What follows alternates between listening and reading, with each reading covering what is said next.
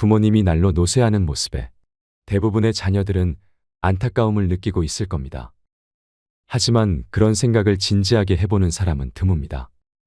오히려 부모의 자식 걱정이 더 크고 이런 부모-자식 관계 때문에 자식은 자칫 부모가 늙어가는 데 대해 심각하게 생각하지 못하는 경우가 많은 것 같습니다. 문제는 어느 순간 부모님이 건강 수명을 넘기면서 발생합니다.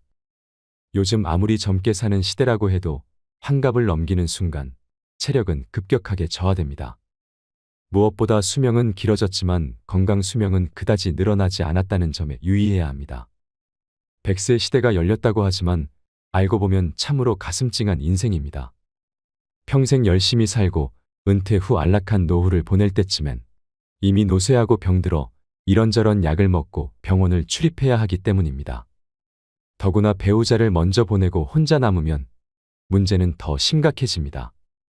병원 출입을 해야 하는데 배우자가 없으니 자녀들이 더 자주 돌봐줘야 하지만 자식도 먹고 살기 바쁘니 잘 보살펴 드리기 어려운 게 현실입니다. 나이가 들면 다시 어린이로 돌아간다는 말이 있습니다. 하지만 자식들은 잘 눈치를 채지 못합니다.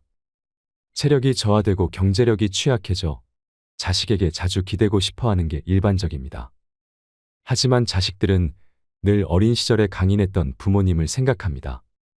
그러나 현역에서 물러나고 고위를 넘긴 부모는 더 이상 어린 시절의 슈퍼맨이나 슈퍼우먼이 아닙니다. 결국 오래 살게 되면서 부모 간병이 새로운 부담이 되고 있습니다.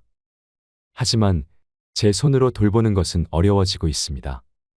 통계청에 따르면 부모의 노후는 가족, 정부, 사회가 함께 돌봐야 한다는 견해가 62.1%였습니다.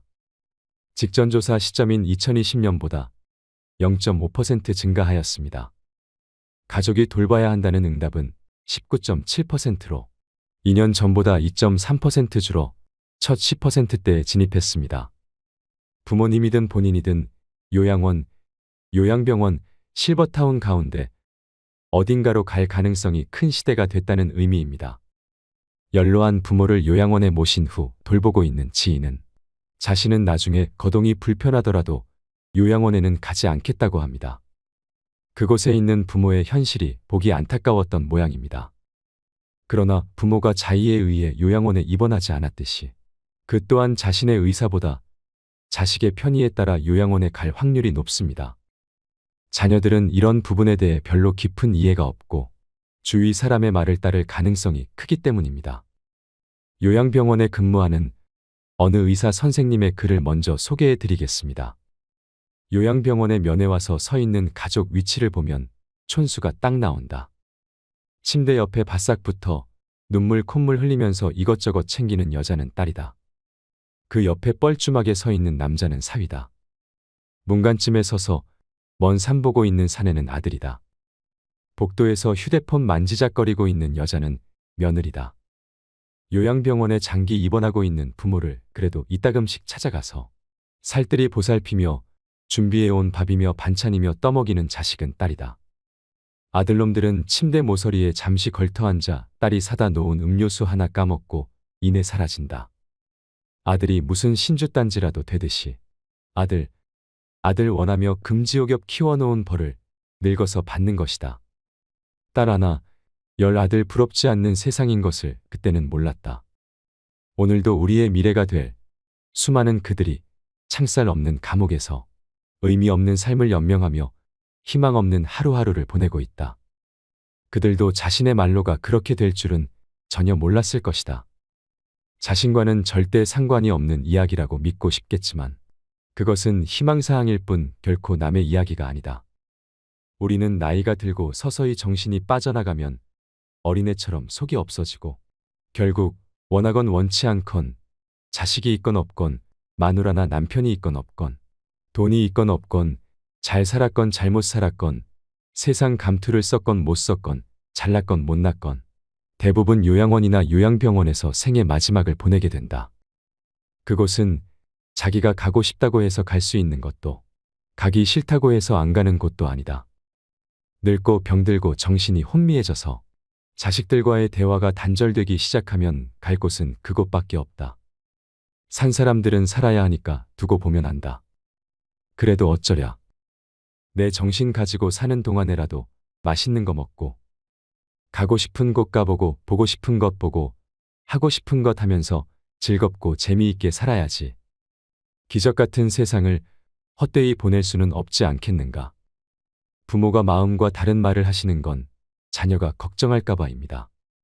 자녀가 부모의 그런 말씀을 믿으려 하는 건 부모보다 자신을 먼저 생각해서입니다. 이것이 자식입니다. 나 역시 자녀에겐 그런 부모입니다. 하지만 부모님에게 조금만 더 관심을 가져주세요. 아프신 데는 없으세요? 늙으면 다 아프지. 지낼만은 해. 부모님의 몸 상태 변화를 잘 관찰하세요. 식사를 잘 씹으시는지, 허리가 더 굽은 것은 아닌지, 지속적인 통증이 있으신 건 아닌지, 말귀가 어두워진 것은 아닌지, 잘 하시던 일을 최근 들어 어려워하시지는 않은지, 설령 문제 해결이 어렵더라도 자녀의 관심은 따뜻한 위로가 됩니다. 또 나이가 들면 죽어야지 이렇게 말씀하시는데 연세가 많은 부모님도 죽음은 무섭습니다. 죽음은 나이와 상관없이 누구나 무섭습니다. 연명 치료를 원치 않는다면 가족이 함께 사전의료 의향서를 작성하세요. 살고 죽는 것으로 헤어지는 것이 아닌 죽음으로 다시 만나는 것, 죽음을 맞이하는 그 순간, 다시 만나자는 가족의 말은 큰 위안이 될 것입니다.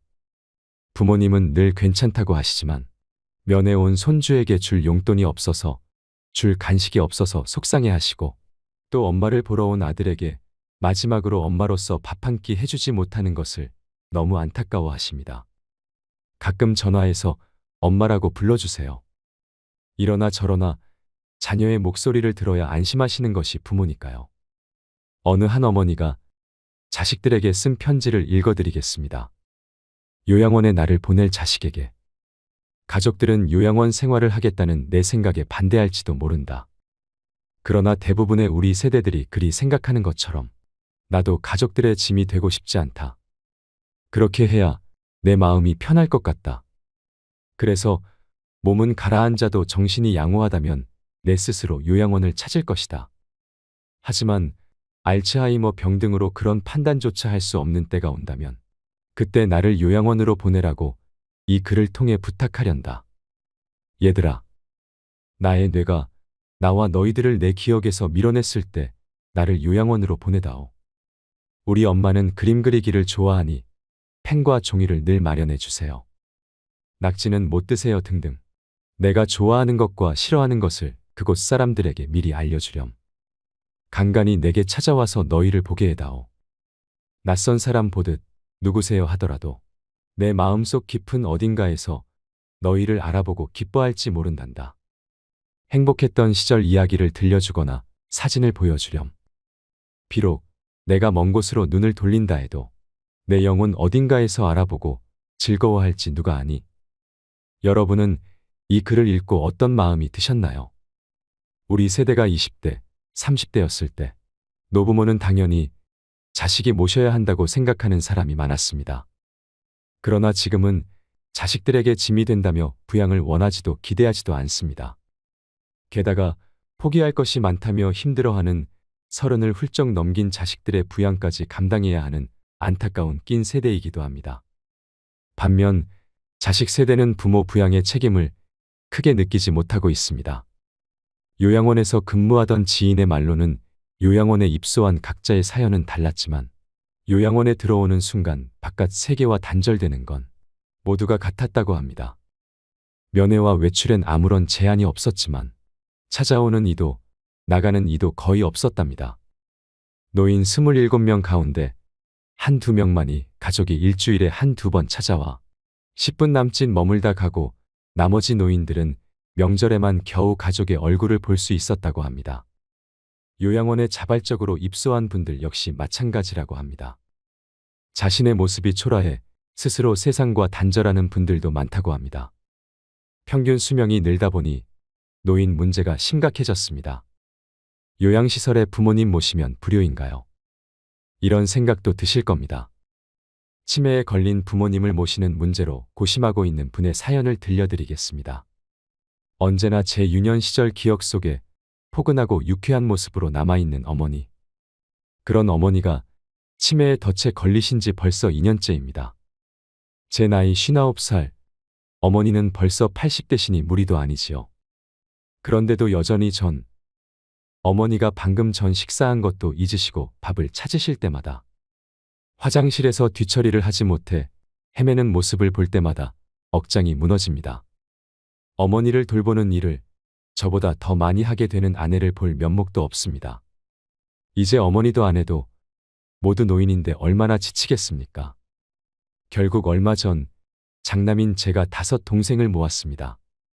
무거운 마음으로 요양병원 얘기를 꺼냈죠. 다들 말이 없더군요.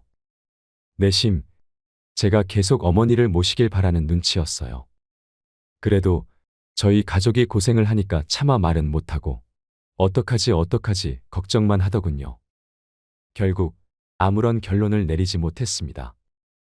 동생들에게 어렵게 말은 꺼냈지만 저도 사실 결정이 바로 서진 않습니다. 어머니가 우릴 어떻게 키웠는데 요양병원이라니요. 이런 불효자가 있을까요? 하지만 매일 마주하는 현실이 너무 어렵습니다. 저는 어떻게 해야 할까요? 이와 같은 고민을 안고 사는 가정은 더 이상 소수가 아닙니다. 부모를 집에서 모셔야 효도라는 걸 머리로는 알지만 사회구조가 변화하면서 효자 노릇이 버거운 사람이 많습니다. 과거처럼 어르신 부양을 가족이 도맡는 것만이 진짜 효도일까요? 먼저 제도적 변화와 함께 필요한 건 각 개인과 가정이 우리 집안의 노년기에 대해 함께 대화하고 합의점을 찾는 것입니다. 부모님이 온전할 때 스스로 고민하고 내 건강이 안 좋아지면 특정 요양시설에 맡겨달라고 자녀에게 이야기를 꺼내는 것도 한 방법이며 그 대신 일주일에 식사 한 번은 꼭 같이 하자는 등의 조건을 다는 것이 좋을 것 같습니다. 부모님 부양 방식에 대한 결정을 내리기까지 가족 내 눈치 싸움도 적지 않은 만큼 분란을 줄이기 위해 이견을 조율할 조정자를 결정할 필요도 있습니다. 상황이 나빠지기 전에 가족이 미리 협의하고 필요하다면 주 보호자를 정해 그 사람에게 결정의 정권을 맡기는 것도 좋은 방법입니다. 어쩔 수 없이 요양원이나 요양병원에 장기 입원하고 있는 부모님은 가족에 대한 그리움과 고독이 가득하실 것입니다. 힘들더라도 최대한 자주 찾아가서 살뜰히 보살피고 대화를 나누시면 좋겠습니다. 삶의 지혜를 느끼시는데 도움이 되는 좋은 글을 소개해 드리겠습니다. 어느 요양병원 의사가 쓴 글입니다. 몇 년 전 일이다. 나와 같은 병실에 80세가 넘으신 할아버지가 계셨다. 할아버지의 병은 깊었다. 할머니는 성경을 읽으며 지극정성으로 할아버지 곁을 지켰다. 아침 저녁으로 할아버지 가족들이 병실을 다녀갔다. 내 아버지, 이번엔 못 일어나신다. 이젠 화장실 걸음도 못 하신다. 조금 전에도 의사가 호스로 오줌 빼주고 갔다. 할머니는 눈물을 글썽이며 아들에게 말했다. 아들은 아무 말이 없었다. 그날 저녁 할아버지 막내딸이 병실로 찾아왔다. 지방에서 올라온 막내딸은 할아버지 손을 잡고 한참을 울었다. 할아버지는 말이 없었다. 막내딸은 3일 동안 할머니와 함께 병실에서 잠을 잤다. 아빠, 나 이제 가봐야 하거든. 아빠하고 같이 있고 싶은데 그럴 수가 없어. 김서방 출근도 시켜야 하고 아이들 학교도 보내야 해. 그녀는 울먹이며 늙으신 아버지 가슴에 얼굴을 묻었다. 아빠 옛날 일 기억나. 아빠하고 나하고 매일 들길을 걸어서 학교 갔었잖아. 여름 장마 때면 아이들은 잔뜩 부른 개울물 앞에서 늘 아빠를 기다렸어. 작은 아이들을 한 명씩 가슴에 안아 개울물을 건네주었지. 아빠는 사랑이 많은 선생님이었으니까. 아빠가 학교에서 숙직하던 날 기억나지. 엄마가 싸준 도시락을 들고 내가 눈밭을 걸어서 아빠에게 갔던 날. 내 발바닥 꽁꽁 얼었다고 아빠가 따뜻한 배 안으로 내 발을 집어넣었잖아. 얼마나 차가웠을까. 막내딸은 울음을 삼키며 할아버지 가슴에 다시 얼굴을 묻었다. 딸의 울음소리에도 할아버지는 말이 없었다. 아빠, 나 이제 가야 돼. 꼭 다시 일어나야 돼. 아빠 꼭. 옆자리에 서 있던 할머니가 막내딸의 손을 끌었다. 어여 가거라 어여. 내 아버지 다 알아들으셨을 게다. 할머니는 막내딸을 데리고 병실 밖으로 나갔다.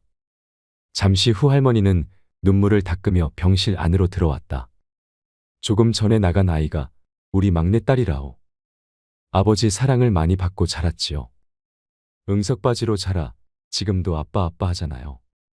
이제 제 아버지 눈이나 감으면 와야지 뭐. 아버지를 끔찍히 좋아했는데 아버지 얼굴을 마지막으로 본다고 생각하니 얼마나 슬펐을까. 바로 그때 할아버지 목소리가 들려왔다. 임자, 임자. 할아버지는 가쁜 숨을 몰아쉬며 일으켜 달라고 했다. 할머니와 나의 부축을 받으며 할아버지는 한 걸음씩 창가 쪽으로 걸어갔다. 할아버지는 힘겨운 숨을 고르며 창밖을 살폈다. 창문밖 멀지 않는 곳에 정문 쪽으로 걸어가는 막내딸의 뒷모습이 보였다. 할아버지는 오른팔을 들었다. 딸의 뒷모습을 어루만지듯 할아버지는 유리창을 쓰다듬었다. 딸을 향해 마지막 인사를 하는 할아버지의 눈가로 눈물이 가만가만 흘러내렸다. 오늘 소개해드린 사연과 글로 요양원이나 요양병원에 계신 부모님에 대한 그리움과 사랑을 느낄 수 있는 시간이 되었다면 좋겠습니다. 자식을 위하는 부모 마음을 어디에 비할 수 있을까요? 자식을 위해서 그리고 나 자신을 위해서라도 우리는 나이가 들수록 혼자가 되어야 하는 이유를 알아야 합니다. 행복한 노후를 위해서 무조건 챙겨야 하는 5가지에 관해 말씀드리겠습니다. 행복의 비결은 어렵지 않습니다. 나이 들수록 혼자가 되어야 하는 이유. 첫 번째. 혼자 지낼 줄 모르면 가까이에 있는 사람들을 힘들게 하고 괴롭히게 됩니다. 나이가 들면서 가장 걱정이 되는 것으로 남성분들은 외로움을, 여성분들은 경제력을 걱정했습니다. 먹고 사는 문제가 걱정이 없다면 그 다음은 외로움에 대한 걱정을 하고 있었습니다. 대부분의 사람들은 혼자가 되는 것을 두려워합니다. 그래서 자신의 두려움과 외로움을 채우기 위해 만나지 말아야 할 친구인데도 불구하고 친구에게 의지하게 되고 주변의 사람들에게 집착하고 의존하게 됩니다. 외로움을 피하려고 하다가 오히려 더 힘든 인간관계를 자초하게 됩니다. 외로움을 피하려고 하면 할수록 더욱 고독한 수렁에 빠지게 됩니다. 이처럼 자신의 외로움과 두려움을 스스로 해결하지 않고 타인에게 지나치게 의존해서 해결하려고 한다면 결국 자신과 타인 모두에게 고통이 될 것입니다. 주변 사람들과 가족들은 점점 지쳐갈 것이고 이런 일이 반복되면 상대방과의 갈등은 커져서 서로가 원수 같은 관계가 될 것입니다. 결국 혼자가 되는 방법을 모르는 사람, 타인에게 지나치게 의존하는 사람은 주위에는 자녀들조차도 남지 않게 됩니다. 혼자 있는 시간의 힘의 저자인 사이토 다카시 교수는 외로움에 대해서 말하기를 성장을 위해서는 혼자 있는 시간이 필요하고 혼자 있는 시간을 잘 활용하는 연습을 하는 것이 꼭 필요하다고 합니다. 혼자가 되는 것이 나쁜 것만은 아닙니다. 자신을 위해 할 수 있는 일들이 너무나 많습니다. 여러분은 자신의 두려움을 타인에게 의존해서 해결하지 않으셨으면 좋겠습니다. 스스로 두려움을 극복하면서 삶을 발전시키고 행복해지시기 바랍니다. 두 번째, 가까이에 있는 소중한 사람을 보물처럼 생각하세요. 우리는 가까이에 있는 것만으로도 소중하다는 것을 잊어버리고 살아가는데요. 늘 곁에 있는 소중한 사람에게 막말을 하거나 홀대하거나 무시하거나 상처 주는 말을 너무 쉽게 하고 계시지는 않으신가요? 옛 속담에 중마고우도 말 한마디에 갈라진다는 말이 있습니다. 아무리 가까운 사이라도 말을 함부로 하면 멀어지게 된다는 뜻입니다. 나이가 들어갈수록 더욱 더 말조심을 해야 합니다. 매일 보는 사람은 함께하는 시간이 많다 보니 장점보다는 단점이 보이고 내 생각대로 내 뜻대로 되지 않는다고 불평과 험담을 하게 됩니다. 나에게 잘해주는 사람은 홀대하고 멀리 있는 사람에게는 잘해주고 있는가? 한번 자신의 삶을 되돌아보세요. 소중한 사람에게 막 대한다면 결국에는 소중한 사람을 잃게 됩니다. 그리고 나중에 깨닫습니다. 놓치면 안 되는 사람이었구나 하고요. 있을 때 잘해줘야 하는데 꼭 떠나고 나서 후회를 하게 됩니다. 배우자를 비롯해서 사랑하는 부모님이 곁에 있을 때만이라도 서로에게 베풀어준 소중함을 떠올려 보는 것이 좋겠습니다. 세 번째, 배우고 도전하는 삶에서 삶의 질을 높일 수 있습니다. 혼자가 되기를 두려워하고 피하려고만 하는 사람은 혼자 있는 시간을 감옥 생활처럼 느끼면서 무료하고 지루한 시간을 보냅니다. 이런 시간을 때우기 위해서 인위적으로 바쁜 척하고 아는 사람들과 약속을 하며 돈과 시간과 감정을 낭비하게 되는데요. 어색하고 불편한 만남은 지나친 집착으로 자신뿐만 아니라 타인을 힘들게 하는 잘못된 만남이 됩니다. 그렇게 시간을 허비해봤자 남는 것은 없습니다. 오히려 혼자 있는 시간을 잘 활용해 보세요. 부족한 부분을 채워나가거나 삶이 바빠서 미루어왔던 자신이 하고 싶었던 일이 있으실 겁니다. 못다 이룬 꿈과 하고 싶었던 버킷리스트를 하나씩 찾아서 시간을 채워나간다면 놀라울 만큼 발전하고 만족함을 얻을 것입니다. 고독을 즐길 줄 아는 사람은 자신의 삶을 성장시키며 살아가게 됩니다. 무엇보다 이렇게 혼자 있는 능력을 키운 사람은 관계에 대한 실망과 집착에서 자유로워집니다. 나에게 부정적인 영향을 주는 사람에게 의존할 필요도 없어집니다. 굳이 노력하지 않아도 좋은 관계만 남게 되고 좋은 사람들과 존중하며 살아갈 수 있게 됩니다. 혼자만의 시간을 보내면서 내면의 힘을 키운 사람은 혼자 있는 것이 제일 편하고 행복하다고 합니다.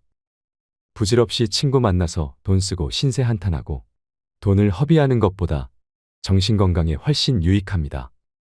나이 들어서도 배우는 것을 멈추지 마세요. 무엇이 되었든지 쉬운 것부터 배우기 시작하면 밥 먹을 시간도 없이 바빠지게 됩니다. 오히려 나이 들어서 바쁘지 않고 시간이 남아도는 것이 사람을 더욱더 외롭게 하고 무기력하게 하고 게으름에 빠지게 한다는 것을 기억하세요. 노년에는 작은 성취감을 맛보면서 생활의 활력을 얻기 위해서 배우기를 시작해보세요. 인간의 불행은 고독할 줄 모르는 데서 온다고 합니다. 인생은 혼자입니다. 혼자임을 즐길 줄 아는 만큼 행복하게 됩니다. 자존감이 커지면 자신을 사랑하게 되고 사람을 의지하지 않으면서 독립적으로 고독을 선택해서 살아도 외로움을 느끼지 않고 살게 된답니다. 혼자 있는 게 편하게 여겨지고 남을 의식하기보다는 취미생활을 하면서 혼자 지내는 것이 편하고 익숙해진다면 잘 살고 계시는 것입니다. 넷째로, 혼자가 될 줄 알아야 좋은 인간관계를 만들 수 있습니다. 여러분들은 삶을 살면서 가장 중요하다고 생각하는 것이 무엇인가요? 인간관계가 가장 중요하다고 생각하는 분들도 있을 텐데요. 전 세계의 수많은 연구자들이 행복은 인간관계에서 나온다고 말하는데 역설적이게도 나이가 들어갈수록 인간관계에 매달릴 필요는 없습니다. 인간관계가 항상 우리에게 행복을 안겨주는 것은 아니기 때문입니다. 맞지 않는 인간관계를 억지로 이어나가다 보면 그로 인한 스트레스로 쓸데없는 에너지를 소모하고 관계가 틀어져서 영원히 안 볼 사람이 생기게 됩니다. 남은 생애의 행복을 위해 나이가 들수록 혼자가 되는 용기가 필요합니다. 모든 사람들이 혼자가 되는 것에 대해 두려움을 가지고 있지만 이 결핍을 채우기 위해 타인에게 의존한다면 오히려 이용당하고 남들 눈치만 보며 살아가게 됩니다. 하지만 혼자서도 시간을 잘 보내는 사람은 현명하게 고독을 즐기며 결핍을 채우기 위해 스스로 노력합니다. 다섯째로, 혼자가 될 줄 알아야 다른 사람들을 이해할 수 있습니다. 스스로의 현재의 모습을 받아들일 때 내적 평안함으로 다른 사람을 받아들일 수 있는 여유가 생깁니다. 누군가 당신에게 허심탄회하게 속마음을 얘기한다는 것은 다른 사람들이 당신을 그만큼 신뢰하고 있다는 증거입니다. 상대방이 신뢰를 한다는 것은 당신이 외적으로 풍기는 성숙한 모습을 보여주기 때문입니다. 그 내면에서 나타나는 여유로움은 다른 사람의 감정에 깊이 공감하고 인정해 줍니다. 나를 신뢰하고 따르는 누군가가 있다는 것만으로도 당신은 인간관계에 있어 중심을 잡을 수 있는 사람이 됩니다. 혼자가 될 줄 알아야 편안하고 행복할 수 있는 이유입니다. 삶을 살아가는 데 있어 무엇이든 조급하게 생각할 필요는 없습니다. 변할 수 있다는 마음가짐 하나로 당신은 더 나은 사람이 된 것입니다. 중요한 것은 포기하지 않는 꾸준한 실천입니다. 자신만의 시간을 갖고 깊이 성찰해보는 시간을 가져보세요. 그러는 사이 나도 모르게 행복에 한 발짝 더 다가서는 사람이 되어 있을 것입니다. 나이 들수록 혼자가 되어야 하는 이유. 첫째, 혼자 지낼 줄 모르면 가까이에 있는 사람을 괴롭힌다. 둘째, 곁에 있는 소중한 사람과의 관계를 잘 유지하자. 셋째, 배우고 도전하는 삶이 삶의 질을 높인다. 넷째, 혼자가 될 때 좋은 인간관계를 만든다. 다섯째, 혼자가 될 때 다른 사람들을 이해할 수 있다. 지금까지 나이가 들수록 혼자가 되어야 하는 이유 5가지에 대해서 말씀드렸습니다. 외로움은 괴로움이 아닌 고독을 즐기기 위한 출발이라는 점을 기억하세요. 모두가 행복해지는 세상을 꿈꾸며 마지막으로 제가 가장 좋아하는 글을 소개해드리고 마무리하겠습니다. 아버지는 울 장소가 없어 슬픈 사람입니다. 아버지란 누구인가? 아버지란 기분이 좋을 때 헛기침을 하고 겁날 때 너털 웃음을 짓는 사람이다. 아버지란 자기가 기대한 만큼 아들, 딸의 학교 성적이 좋지 않을 때 괜찮아, 괜찮아 하면서도 속으로는 몹시 화가 나는 사람이다. 아버지의 마음은 먹칠을 유리로 되어 있다. 그래서 잘 깨지기도 하면서 속은 잘 보이지 않는다. 아버지란 울 장소가 없어서 슬픈 사람이다. 아버지가 아침 식탁에서 급하게 일어나서 가는 곳은 즐거운 일만 기다리고 있는 것은 아니다. 아버지는 머리가 3개 달린 용과 싸우러 나간다. 그것은 피로와 일과 직장 상사에게 받는 스트레스다. 아버지란 내가 아버지 노릇을 하고 있나? 내가 정말 아버지다운가 하는 자책을 매일 하는 사람이다. 아버지란 자식을 결혼시킬 때 한없이 울면서도 얼굴에는 웃음을 나타내는 사람이다. 아들, 딸이 밤늦게 돌아올 때에는 어머니는 10번 걱정하는 말을 하지만 아버지는 10번 현관문을 쳐다본다. 아버지의 최고 자랑은 자식들이 남들에게 칭찬받을 때이다. 아버지가 가장 꺼림칙한 속담이 있다. 그것은 가장 좋은 교훈은 손수 모범을 보이는 것이다라는 속담. 아버지는 늘 자식들한테 그럴듯한 교훈을 하면서도 정작 자신이 모범을 보이지 못하기 때문에 이 점에 있어서 미안하게 생각도 하고 남 모르는 콤플렉스도 가지고 있다. 아버지는 이중적인 태도를 곧잘 취한다. 이유는 아들, 딸이 나를 닮아 주었으면 하고 생각하면서도 나를 닮지 않아 주었으면 하는 생각을 동시에 하기 때문이다. 아버지에 대한 생각은 나이에 따라 달라진다. 그러나 그대가 지금 몇 살이든 아버지에 대한 현재의 생각이 최종적이라고 생각하지 말라. 일반적으로 나이에 따라 변하는 아버지 인상이 있다. 4살 때 아빠는 무엇이나 할 수 있다. 7살 때 아빠는 아는 것이 정말 많다. 8세 때 아빠와 선생님 중 누가 더 높을까? 12세 때 아빠는 모르는 것이 많다. 14세 때 우리 아버지는요. 세대 차이가 나요. 25세 때 아버지를 이해하기는 하지만 기성세대는 같습니다. 30세 때 아버지의 의견도 일리가 있죠. 40세 때 여보 이 일을 결정하기 전에 아버지의 의견을 들어봅시다. 50세 때 아버님은 훌륭한 분이셨어. 60세 때 아버지께서 살아계셨다면 꼭 조언을 들었을 텐데. 아버지란 돌아가신 뒤에도 두고두고 그 말씀이 생각나는 사람이다. 아버지란 돌아가신 후에야 보고 싶은 사람이다. 아버지는 결코 무관심한 사람이 아니다. 아버지가 무관심한 것처럼 보이는 것은 체면과 자존심과 미안함 같은 것이 어우러져서 그 마음을 쉽게 나타내지 못하기 때문이다. 아버지의 웃음은 어머니의 웃음보다 2배쯤 농도가 진하다. 울음은 10배쯤 될 것이다. 아들, 딸들은 아버지의 수입이 적은 것이나 지위가 높지 못한 것에 대하여 불만이 있지만 아버지는 그런 마음에 속으로만 운다. 아버지는 가정에서 어른인 채 해야 하지만 친한 친구나 마음이 통하는 사람을 만나면 소년이 된다. 아버지는 어머니 앞에서 기도는 안 하지만 혼자 차를 운전하면서는 큰 소리로 기도도 하고 누구인가에게 의지한다. 어머니의 가슴은 봄과 여름을 왔다 갔다 하지만 아버지의 가슴은 가을과 겨울을 오고 간다. 부모가 되고 나이가 들다 보면 어린 시절에 부모에게 불효했던 것을 뒤늦게 깨닫고 마음 아파한다.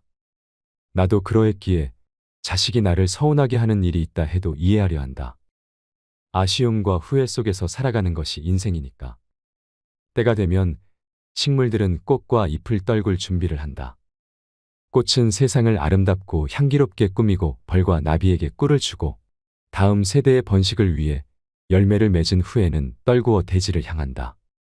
잎도 줄기의 작용인지 아니면 잎이 알아서 떨어지는 것인지는 알 수 없으나 가을이 되면 낙엽이 된다. 식물들이 때를 알아 꽃이나 단풍으로 마지막을 예쁘게 장식하고 떨어지듯 우리도 인생의 끄트머리에 있는 때를 미리 생각하며 아름다운 마무리가 될 수 있게 준비하는 것은 어떨까? 자식을 한 명이라도 키워보신 분은 다 아실 겁니다. 내 몸 아픈 것보다 내 자식 아픈 게 가슴에 더 사무치도록 힘들다는 것 말입니다. 여러분, 행복한 노년의 삶을 위해서는 노선으로 살아야 합니다. 어느덧 60 고개를 넘기고 나면 일주일이 하루 같다고 할까요? 아무런 하는 일도 없이 무난 전화도 뜸하게 걸려오다가 어느 날부터인가 뚝 끊기고 맙니다. 이럴 때 내가 영락없는 노인임을 깨닫게 됩니다. 노인이 돼봐야 노인 세계를 확연히 볼 수 있다고 할까요? 노인들의 삶도 가지가지입니다. 노선이 있는가 하면 노학이 있고, 노동이 있는가 하면 노옹이 있고, 노광이 있는가 하면 노고가 있고, 노공이 있는가 하면 노추도 있습니다. 노선은 늙어가면서 신선처럼 사는 사람입니다.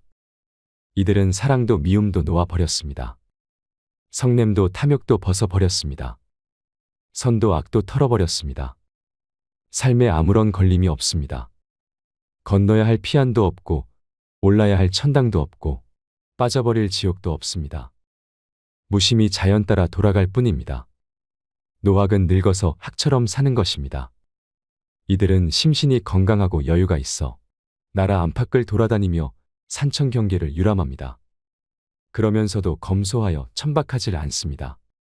많은 벗들과 어울려 논일며 베풀 줄 압니다. 그래서 친구들로부터 아낌을 받습니다.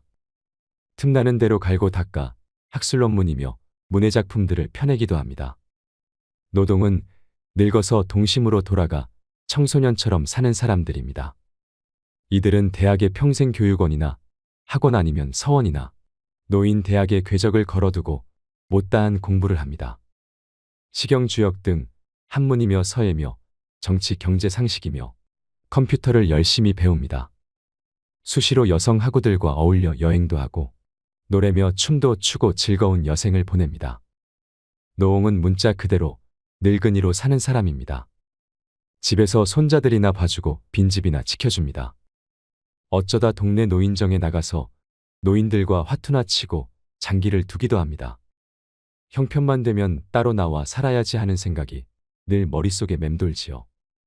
노광은 미친 사람처럼 사는 노인입니다. 함량 미달에 능력은 부족하고 주변의 존경도 못 받는 처지에 감투 욕심은 많아서 온갖 장을 도맡아 합니다. 돈이 생기는 곳이라면 체면 불사하고 파리처럼 달라붙습니다. 권력의 끈앞풀이라도 잡아보려고 늙은 몸을 이끌고 끊임없이 여기저기 기웃거립니다. 노고는 늙어가면서 아내를 잃고 외로운 삶을 보내는 사람입니다. 20대의 아내는 마냥 귀엽기만 합니다. 30대의 아내는 기호식품 같다고 할까요?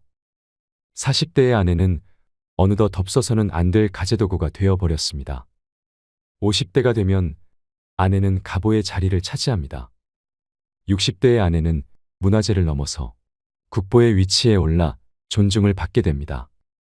그런 귀하고도 귀한 보물을 잃었으니 외롭고 쓸쓸할 수밖에요. 노공은 늙어서 수중에 돈 한 푼 없는 사람입니다. 아침 한술 뜨고 나면 집을 나와야 합니다. 갈 곳이라면 공원 광장뿐입니다. 점심은 무료 급식소에서 해결합니다.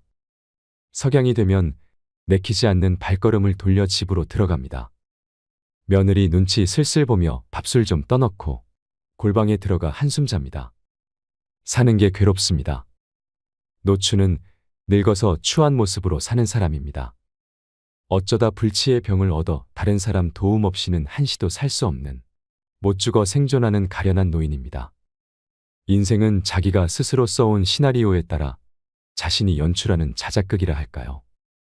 나는 여태껏 어떤 각본을 창작해왔을까 생각해보지만 이젠 고쳐 쓸 수가 없습니다.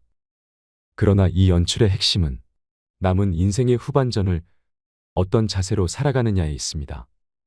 바로 노선으로 사는 일입니다. 천상병 시인의 노래처럼 아름다운 이 세상 소풍이라 생각하며 여유롭고 아름답게 살 일일 것입니다. 이상으로 인생 철학이었습니다. 철학이 있는 당신의 삶을 응원합니다.